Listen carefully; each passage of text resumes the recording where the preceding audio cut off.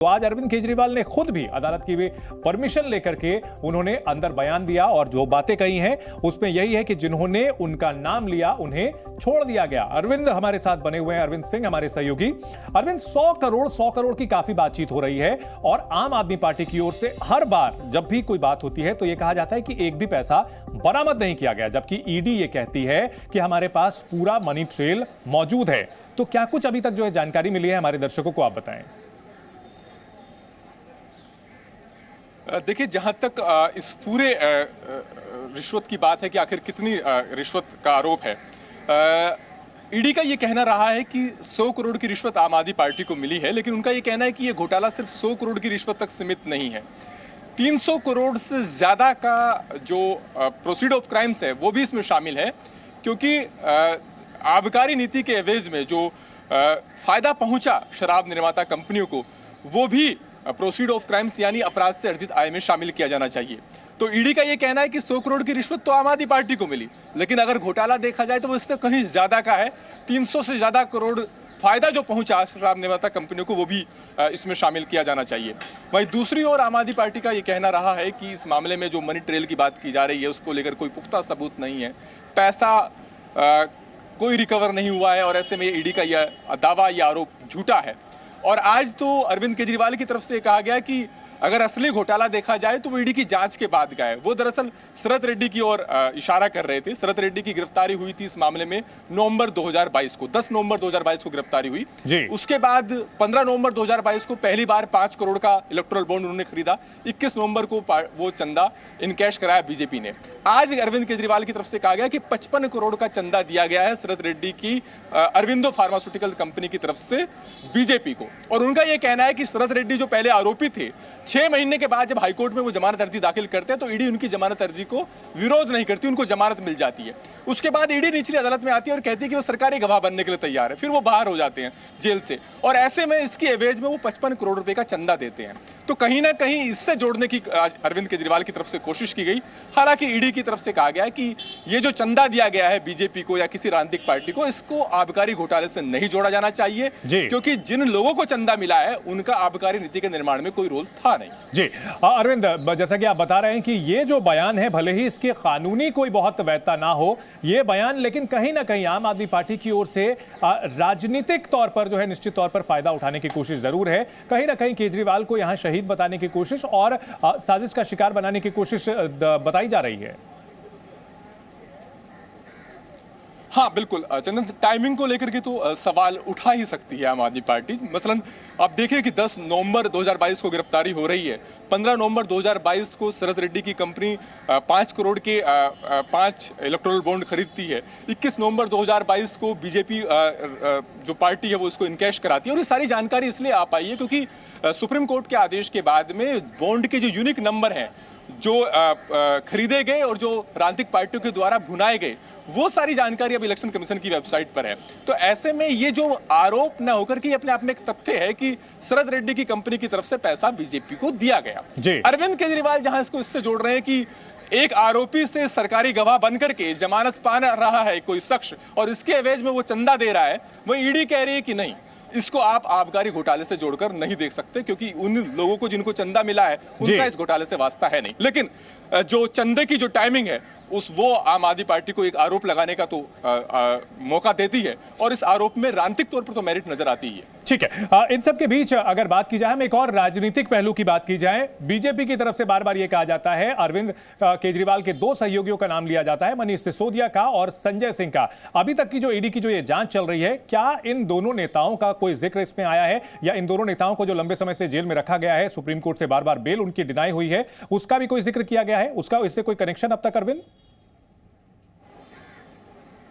देखिए, अगर संजय सिंह और मनीष सिसोदिया की भूमिका की बात करें तो निचली अदालत से लेकर सुप्रीम कोर्ट तक मनीष सिसोदिया ने जमानत अर्जी दाखिल की है। संजय सिंह ने भी निचली अदालत से लेकर सुप्रीम कोर्ट तक जमानत अर्जी दाखिल की है। सब जगह से उनकी जमानत अर्जी खारिज हुई है। संजय सिंह की जमानत अर्जी भी सुप्रीम कोर्ट में पेंडिंग है। संजय सिंह को लेकर ईडी का यह आरोप है कि 2 करोड़ की रिश्वत संजय सिंह ने वसूली। ये रिश्वत उनके घर पर सर्वेश मिश्रा नाम के शख्स ने हासिल की और यह भी आरोप है कि दिनेश अरोड़ा के बयान के आधार पर उनकी गिरफ्तारी हुई है और संजय सिंह भी इस घोटाले की साजिश में शामिल रहे हैं। मनीष सिसोदिया को लेकर ईडी का यह आरोप रहा है कि वो चूंकि आबकारी विभाग उनके पास था, तो वो आबकारी नीति को इजाद लाने में और उस हिसाब से बनाने में कि ताकि साउथ लॉबी को फायदा पहुंचा जा सके, उसके एवज में रिश्वत वसूली जा सके, उस पूरी साजिश में वो शामिल रहे हैं। अब जहां तक अरविंद केजरीवाल की भूमिका को लेकर के सवाल है, ईडी का ये कहना है कि अरविंद केजरीवाल का व्यक्तिगत रोल भी है और पार्टी के संयोजक के तौर पर भी है। पहली बात वो ये कह रहे हैं कि अरविंद केजरीवाल ने 100 करोड़ की रिश्वत वसूली। आज एएसजी एसवी राजू की तरफ से कहा गया कि उन्होंने 100 करोड़ की रिश्वत की मांग की, इसको साबित करने के लिए पुख्ता सबूत है। ये तो व्यक्तिगत रोल की बात हो गई।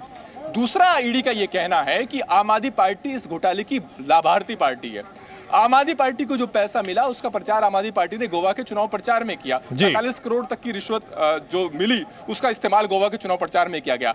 चूंकि पार्टी के संयोजक अरविंद केजरीवाल हैं, पार्टी में उनका अहम रोल है, इस लिहाज से पार्टी पर जो आरोप लगे हैं उस लिहाज से अरविंद केजरीवाल के आरोपों की संगीनता और ज्यादा बढ़ जाती है, क्योंकि पार्टी में सब कुछ करता धरता वही है। ये ईडी का कहना है। तो ये इन तीनों नेताओं की भूमिका को लेकर ईडी के आरोप हैं। हालांकि ये सभी अभी आरोप हैं और अभी तक जो तीनों नेता हैं वो अदालती। ठीक है अरविंद, एक बड़ी खबर अपने दर्शकों को भी इस बीच बता देते हैं। कोर्ट में अरविंद केजरीवाल ने कहा कि मेरी गिरफ्तारी सिर्फ बयान पर हुई है, ऐसे बयान पर जेब कतरा भी गिरफ्तार ना हो, ये दावा अरविंद केजरीवाल ने कहा कि चांदनी चौक का जेब कतरा भी ना पकड़ा जाए। कोर्ट में दिल्ली के मुख्यमंत्री अरविंद केजरीवाल का यह दावा कि बयानों के आधार पर मेरी गिरफ्तारी हुई है और ऐसे बयानों के आधार पर जेब कतरा भी गिरफ्तार ना हो। जी मीडिया संवाददाता बलराम पांडे भी इस बड़ी खबर पर हमारे साथ जुड़ गए हैं। बलराम, सीएम ने इस मुद्दे पर सीधे सीधे यह कहा है कि जिन बयानों के आधार पर गिरफ्तारी हुई है वो बहुत हल्के हैं। बिल्कुल, देखिए, दिल्ली के मुख्यमंत्री अरविंद केजरीवाल ने ऑफ कैमरा एक बयान दिया है। उन्होंने साफ तौर से कहा कि जिन बयानों के आधार पर एक सिटिंग मुख्यमंत्री को गिरफ्तार किया गया है, उन बयानों के आधार पर एक चोर भी गिरफ्तार नहीं किया जा सकता है, और ये बेहद गंभीर आरोप लगाए हैं। हालांकि जब उन्होंने कोर्ट में अपना पक्ष रखा था तब भी उन्होंने कहा था कि 4 गवाहों के आधार पर मुझे गिरफ्तार किया गया, जबकि जो गवाह हैं उन्होंने 6 बार मेरा नाम ही नहीं लिया, और 7वीं बार जब उन्होंने मेरा नाम लिया और बयान दिया तो उन्हें छोड़ दिया गया। यानी कहीं ना कहीं जो गवाह हैं उन पर दबाव डालकर गवाही ली गई, ये आरोप भी कोर्ट के सामने उन्होंने लगाया। लेकिन जिस तरीके से उन्होंने ऑफ कैमरा ये कहा कि जिस तरीके से 4 गवाहों के आधार पर एक मौजूदा मुख्यमंत्री को गिरफ्तार किया गया है, उन बयानों पर एक चोर को भी गिरफ्तार नहीं किया जा सकता है। तो यानी कहीं ना कहीं उन्होंने अपनी गिरफ्तारी को चुनौती देते हुए एक बड़ा सवाल खड़ा किया है। हालांकि अपनी गिरफ्तारी और रिमांड को लेकर के उन्होंने हाई कोर्ट में चुनौती दे रखी है और उस पर 3 अप्रैल को सुनवाई होनी है। लेकिन आज जिस तरीके से उन्होंने ऑफ कैमरा ये बयान दिया और कहा कि जिन बयानों के आधार पर एक मुख्यमंत्री को गिरफ्तार किया गया है, उन बयानों पर एक चोर को गिरफ्तार नहीं किया जा सकता, तो ऐसे में सवाल उठता है कि एक सिटिंग एमपी कहा जाए मुख्यमंत्री को कैसे गिरफ्तार किया जा सकता है, किन्हीं के गवाही पर, और खास तौर से वो गवाह जो खुद आरोपी हों और उसके बाद सरकारी गवाह बनकर राहत ले लें और किसी के नाम को वो कबूल कर लें। तो यानी कहीं ना कहीं एक बड़ा सवाल उन्होंने खड़ा किया है।